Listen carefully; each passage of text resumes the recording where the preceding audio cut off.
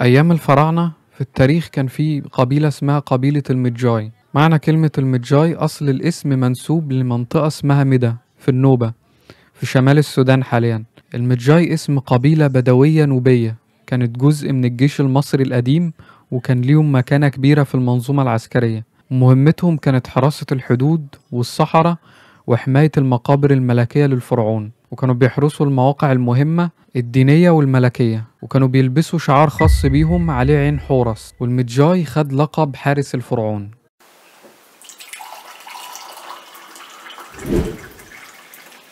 ما تنساش تحط لايك واشتراك وتقول لي رأيك في التعليقات.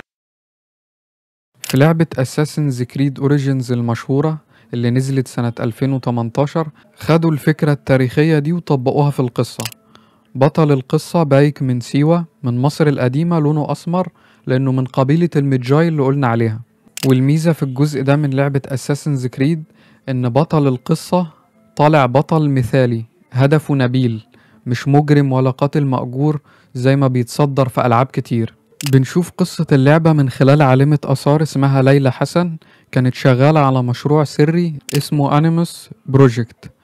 هو جهاز بيسمح للشخص يدخل جوه ذكريات أشخاص من الماضي من خلال DNA، أو بتنقل وعي وذاكرة الشخصية لوعيها. فبتلاقي مقبرة بايك ومراته آية من العصر الفرعوني، وبتستخدم الجهاز ده علشان تعيش ذكريات بايك وتشوف اللي حصل فعليا أيام الفراعنة.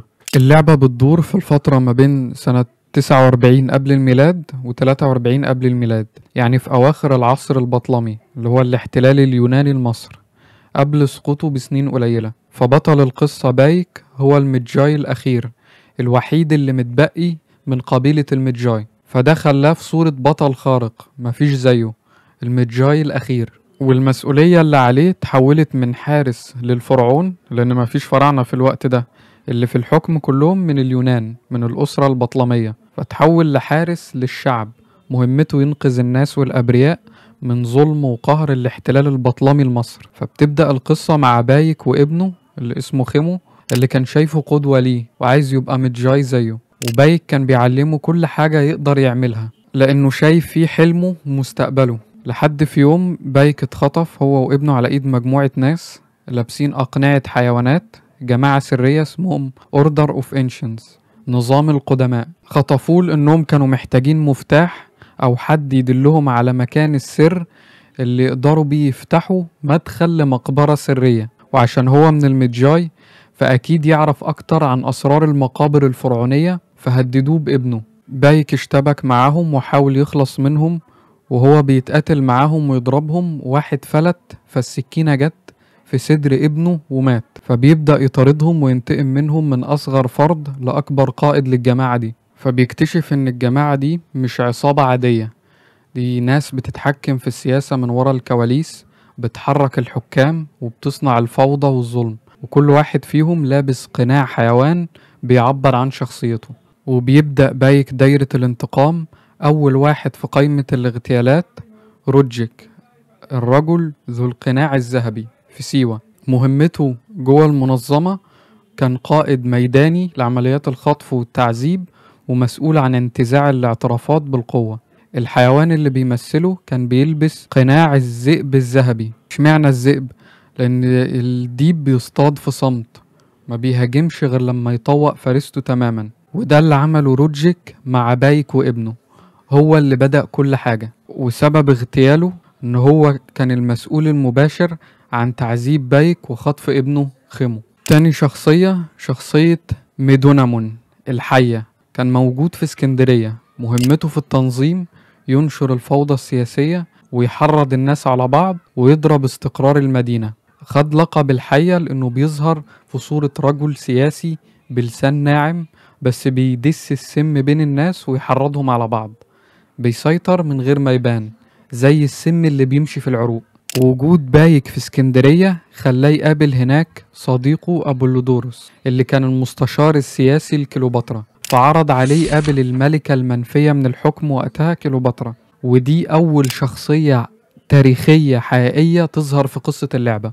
فبيقابل بايك وزوجته آية اللي كانت بتشاركوا في رحلة الانتقام لابنهم، بيقابلوا كليوباترا وبيتحالفوا مع كليوباترا لأن عدوهم واحد. كليوباترا بتسعى إنها ترجع لحكم مصر تاني وتتخلص من أعدائها، وبايك وآية هدفهم يقضوا على جماعة الأوردر أوف إنشنز، نظام القدماء اللي موتوا ابنهم وخربوا مصر القديمة.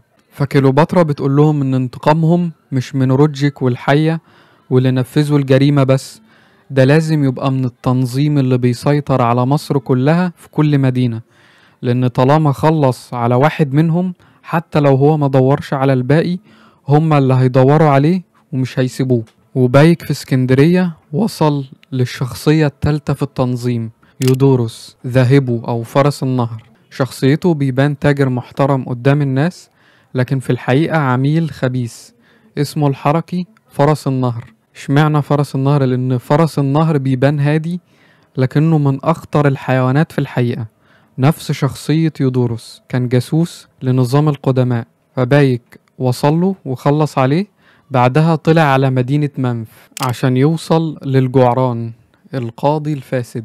شخصيته قاضي رسمي بيستغل القانون في الظلم، وسبب انه يستهدفه ويغتاله انه كان بيسجن الابرياء ويطلق المجرمين. كان بيلبس قناع الجعران، ودي حشرة شبه الخنفسة بتجمع الروث والقاذورات وتحطها في الجحر بتاعها، فتسمى كده لان الجعران بيدفن القذارة تحت الارض زي ما كان هو بيدفن الجرايم. فبايك بيوصله وبيقتله.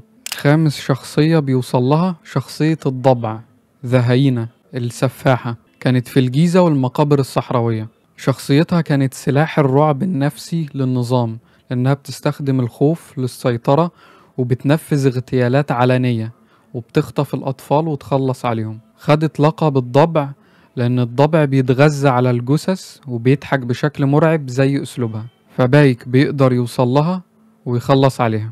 الشخصية السادسة السحلية الكاهن المزيف ذا ليزارد، كان موجود في طيبة. شخصيته رجل دين مزيف منافق بيمثل الورع قدام الناس ويستخدم الدين لخدمة النظام. فلقبه في التنظيم كان السحلية لأنها بتتخفى وتغير جلدها بسرعة زي شخصيته المتلونة. فبايك بيوصله كده، يبقى اغتال سادس شخصية في التنظيم.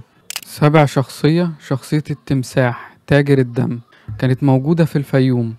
شخصيتها كانت تاجرة أسلحة بتبيع الموت للناس، بتدير تجارة الأسلحة وتدريب المرتزقة وتمويل الفتن العسكرية. خدت لقب التمساح لأنه بيستنى فريسته في المية بهدوء وبيهجم فجأة زي الخطط اللي كانت بتنفذها. بايك حطها في قائمة الاغتيالات بسبب تمويلها للحروب وتخريب المدن، لحد ما بيوصل لفلافيوس الأسد في اسكندرية. بايك بيكتشف إنه كل اللي قتلهم دول مش الراس الكبيرة، الزعيم الحقيقي هو فلافيوس الأسد.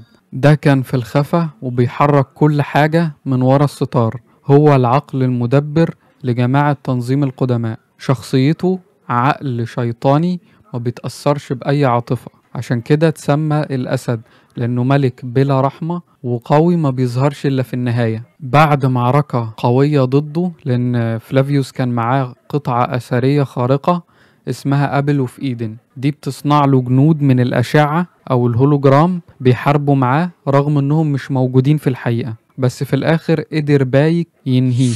بس دي ما كانتش نهاية القصة، لأن الجزء اللي اللعبة اقتبسته من التاريخ الحقيقي لمصر هو الصراع اللي كان بين كليوباترا وبطليموس الثالث عشر أخوها على حكم مصر. ومصر كانت ضعيفة سياسيا وبتعاني من فوضى داخلية وتدخل الرومان في حكم مصر. ومع دخول يوليوس قيصر قائد روما لمصر، نجحت كليوباترا إنها تاخد دعم قيصر وموافقته إنها تكون الملكة اللي تحكم مصر، وحصلت المعركة اللي هتحسم الصراع على عرش مصر، معركة حصار الإسكندرية. حرب شوارع بين الرومان وجيش بطليموس وحريق أجزاء من المدينة، انتهت بهزيمة بطليموس الثالث عشر وموته وسيطرة كليوباترا على الحكم بدعم روما، لحد ما بايك وآية بيوصلوا لسبتمبيوس الشخصية الخفية في تنظيم نظام القدماء، لأنه كان الإيد اليمين اللي بتنفذ خطط يوليوس قيصر في مصر، عميل خاص وسري لقيصر.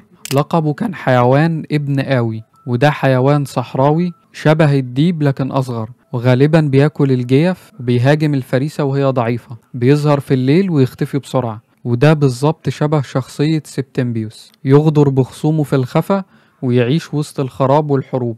آية بتقدر توصله وتغتاله، وبكده يبقى انتهت عصابة الأوردر اوف انجنز، نظام القدماء، بنهاية الزعيم النهائي وقيصر اللي اتحالف مع التنظيم بعد اغتيال يوليوس قيصر بخيانة من مجلس الشيوخ الروماني. لما دخل اجتماع مجلس الشيوخ تم اغتياله، وده اللي حصل حقيقي في التاريخ لما قال جملته الشهيرة حتى أنت بروتس. أما في اللعبة آية كانت من ضمن اللي اغتالوا قيصر، وآية بتروح تحذر كليوباترا من نفس المصير لو ما حكمتش مصر بالعدل اللي يستحقه المصريين، لأن كليوباترا في الفترة دي اهتمت بالسلطة أكتر من العدالة. وأسسوا بايك وآية جماعة سرية اسمها المستترون The Hidden Ones، وهدفهم تحرير الناس وحمايتهم من الظلم ومحاربة الطغيان في الخفا. ففي النهاية خطة المجاي الأخير عشان ينقذ مصر كانت إنه يتخلص من مجرم وسياسي فاسد وتاجر جشع وقاضي ظالم ورجل دين منافق وتاجر أسلحة وفرعون بيحرك كل دول من ورا الستارة. لو عجبك الفيديو ما تنساش تحط لايك واشتراك وتقولي رأيك في التعليقات.